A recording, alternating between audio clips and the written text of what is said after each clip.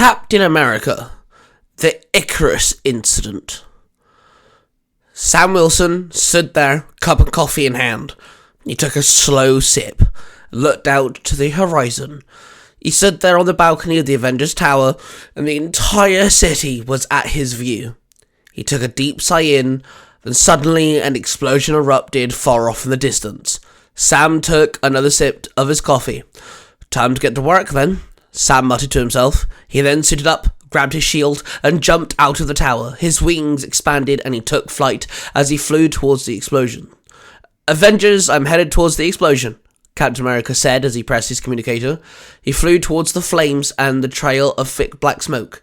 The target of the explosion was a library. A 4-story building was ablaze. Captain America landed on the ground. The police were trying to keep the public at a safe distance, whilst the firefighters tried their best to attack the roaring fire. Captain America saw the chilliest member of the X-Men, Iceman, who also stood there holding both his hands out, freezing the fire as best he could. Iceman, it's good to see you here, Captain America stated. Hey Cap, glad to be of some service. Iceman nodded, not trying to break his blast of icy power. The silver-armored ninjas jumped out of the burning building. Normal-looking ninjas wearing armored plates. Strange, unknown to Sam. One of them was holding a thick book. There were 4 of them. 3 of them turned to the 2 heroes. One of the ninjas pulled out a flashbang grenade. The ninja pulled out the pin and threw it. It exploded. Captain America extended his wings to protect Iceman from the flash. He then threw his shield out and the ninja jumped up and kicked it back at him. Captain America caught it and ran at the ninja. They traded blows, but the ninja's armor was completely solid and was able to withstand the brute force of the shield hitting them. Another ninja joined in on the fight. He pulled out a dagger and stabbed Captain America in the leg. He dropped down to one knee and grunted in pain. Iceman stopped fighting the raging flames and ran up to Captain America and threw out several ice shards at the 2 armored ninjas. They both blocked the ice shards and then both threw another flashbang. Both grenades went off, blinding both heroes. As their visions returned, they saw the ninjas had vanished. Iceman pulled Captain America to his feet. Thanks, Captain America grunted. No worries. Come on, we better get your legs sorted, Iceman told him. He bent down and applied his hand over Captain America's wound, freezing it, stopping the bleeding. Then they both headed to the Avengers Tower. Bobby Drake, now no longer looking like he was made out of ice and in civilian clothing, was looking at the report of the library fire when Sam walked in. His injury had been healed in the medbay. You don't have to wait around, Bobby, Sam said. Nah, it's good. I want to stop these armoured ninja dudes, anyway, Bobby replied. Then suddenly the communicator beeped and Sam hit the answer button on the console and a hologram of Nick Fury appeared. Director? Sam said. Wilson, I hear you had a little run-in with some armoured ninjas, Nick questioned. Yeah, their armour is durable, Sam replied. That's because it's made out of vibranium, Nick told him. That would make a lot of sense, Sam sighed. We were more interested in the book they stole, actually, Nick stated. Oh yeah, of course, I totally forgot about that. What did they steal? Sam asked. We don't know yet, we're still checking on that, Nick sighed. Suddenly, the warning alarm started beeping. Sam pressed the button and revealed the Wakanda fundraiser center for the youth being attacked by the armored ninjas. Great, I gotta go. Our only friends are back, Sam grunted. Where are the other Avengers? Nick blurted. Doing something, saving someone, stopping something from exploding, hitting someone in the face, flirting, or buying something. I don't know, Sam said with a shrug. The communication between Nick Fury and Sam was then cut off and the hologram of Nick Fury disappeared. Sam placed his shield on his back and then Bobby Drake walked up to him. In his X-Men suit, suddenly he became solid ice.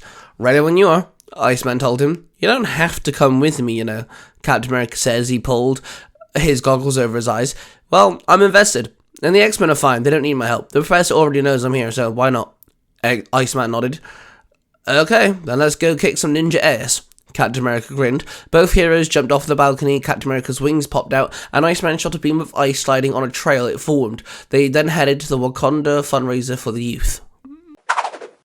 Captain America and Iceman both landed on the ground. People were running around, screaming and crying out, and the armoured ninjas walked out of the tent holding a large box. Put the box down, Captain America called out. He pulled his shield off his back and strapped it to his wrist. Several of the ninjas ran at the two heroes. Iceman shot several ice shards, which hit one of the ninjas in the bombardment of ice shards, made it stumble. Then he started to freeze solid in place. Then he ran at another ninja. He encased his arms in a thick layer of ice, which came to a sharp point, and he then sliced down another ninja. Captain America threw his shield. One of the ninjas caught it. Captain America pushed the shield, knocking the ninja off his balance. He snatched the shield back and swung it across the ninja's head, knocking him off his feet. Then he saw two ninjas pull out metal rods. Both ends started glowing and they became lit up, and there was a slight humming sound coming off of them. They spun the rods between their fingers and the end kept hitting the ground, and sparks of electricity cracked from the impact. I do not like the look of those, Captain America sighed. One ninja jumped up at Captain America and jabbed him with their static sticks, shocking him. They slammed his ribs, his legs and shoulders, and he dropped to one knee as the electricity ran through his body. Then suddenly, out of nowhere, the Black Panther landed between the two ninjas. He jumped up and split-kicked both ninjas as he landed. He flexed his hands out and his claws extended. He slashed one ninja with both sets of claws, then turned and grabbed the second ninja's head. He pulled it down, he raised one knee, kneeing the ninja in the face. Both ninjas dropped to the ground. The last ninja was carrying the box they stole from the tent, and he looked at the three heroes, then decided to run. Captain America stood and threw his shield. It hit the ninja in the back of the legs, which tripped him over. He hit the floor hard and the box flying out of his hand. The box hit the ground and popped open. Several chunks of metal scattered across the ground. Iceman, Captain America and Black Panther surrounded the contents of the box. It is vibranium, Black Panther sighed. What's it doing here? Captain America asked harshly. It was being transported to S.H.I.E.L.D. headquarters in Harlem, Black Panther told him. And you, Your Majesty? Why you in America? Iceman asked. I'm here for a conference, Black Panther explained. S.H.I.E.L.D. arrived and arrested the ninjas. They escorted the armoured thieves into holding cells, and they were stripped of their armour, sets and ninja garments. Their armour was examined and each ninja was interrogated. Who do you work for? Agent Maria Hill barked at one of them. Under the ninja robes, he was a bald man covered in Chinese, Egyptian, Greek and tribal tattoos. I do not have to answer to you, the man answered. No, you attacked the fundraiser hosted by Wakandans on American soil. That makes it a matter of Wakanda. Oh, by the way, don't you know if you noticed, but the king is here? I'm the only one stopping you going to Wakanda for trial right now.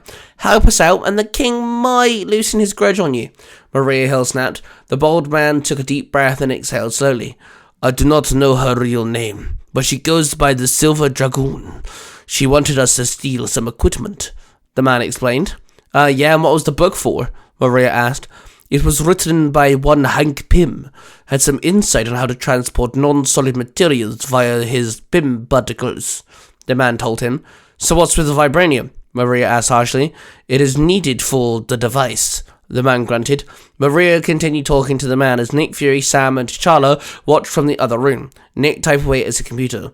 I'm cross-referencing everything I can find with Silver Dragoon. Fing Fan Foom, Shang-Chi, Iron Fist, Silver Samurai, that sort of thing. See if we get a hit.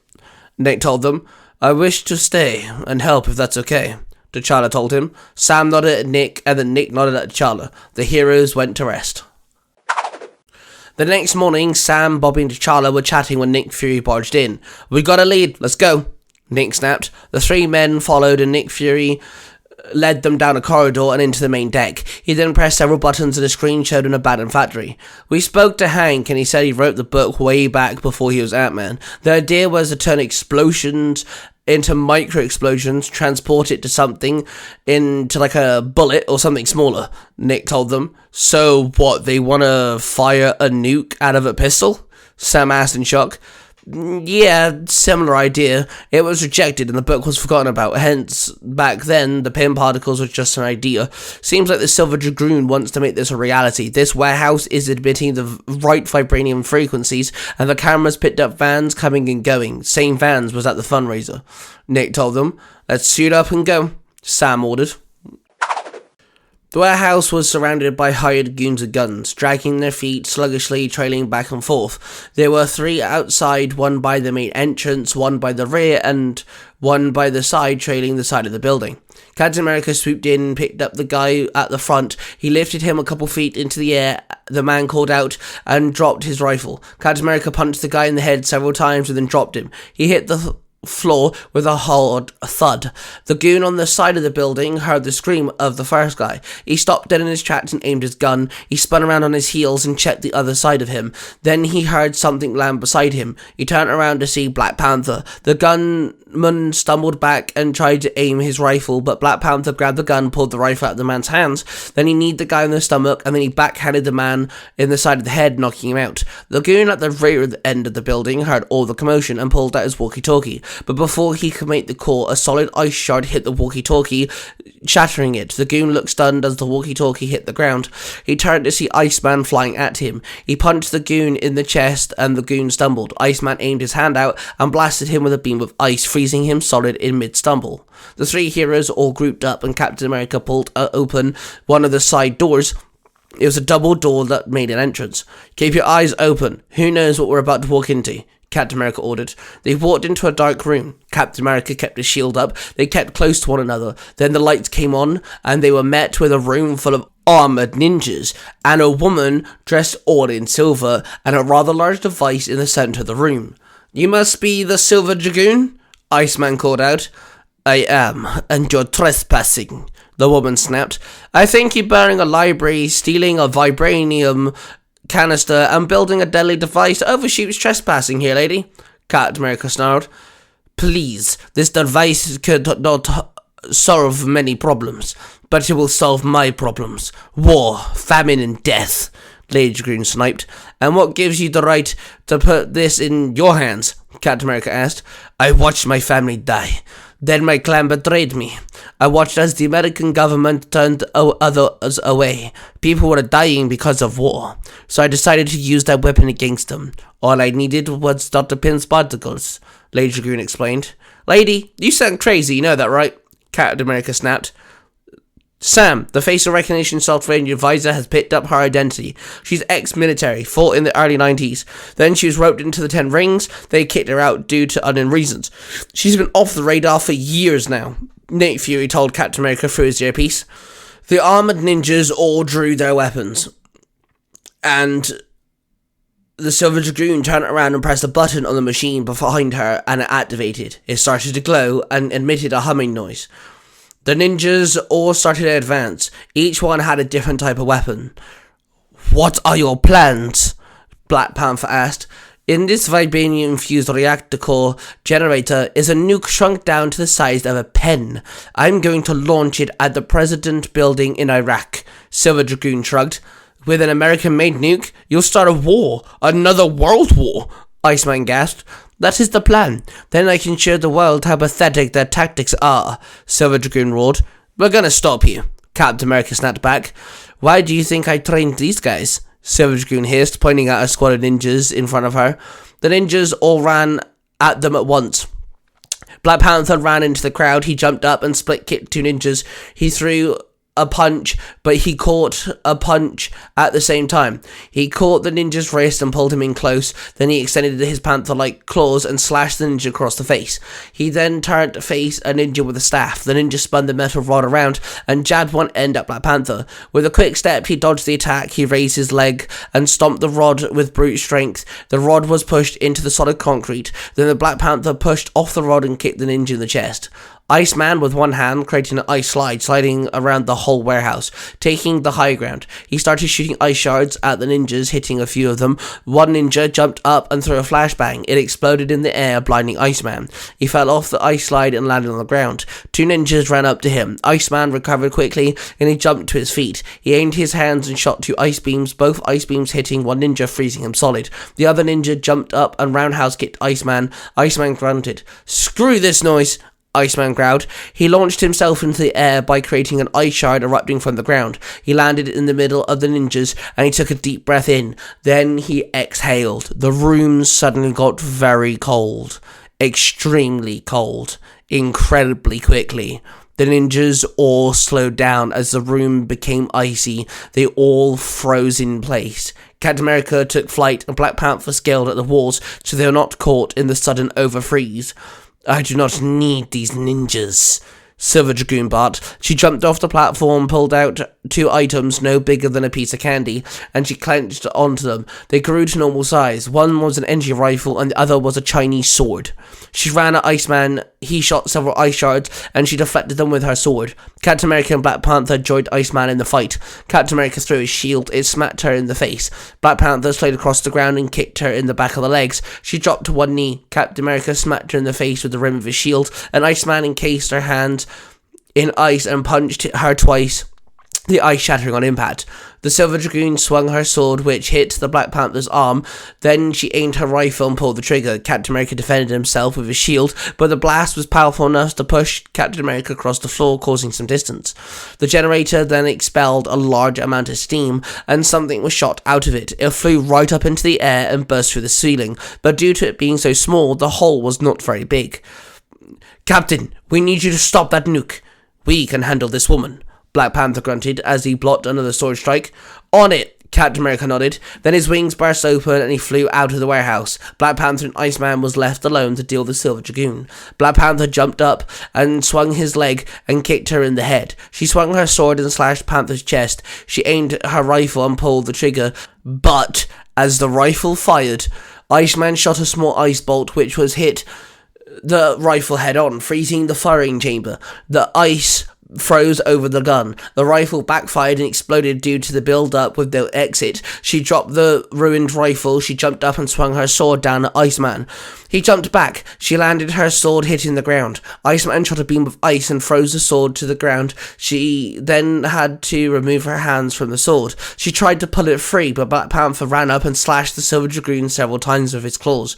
He then grabbed her and headbutted her, and then he grabbed her head and slammed it against the frozen sculpture that encased her hands and the sword, the ice shattering under impact. Then the Black Panther slashed her face, scratching her. Iceman shot several ice shards, each one hitting her in the torso, each one stabbing her into the chest, stomach, and legs.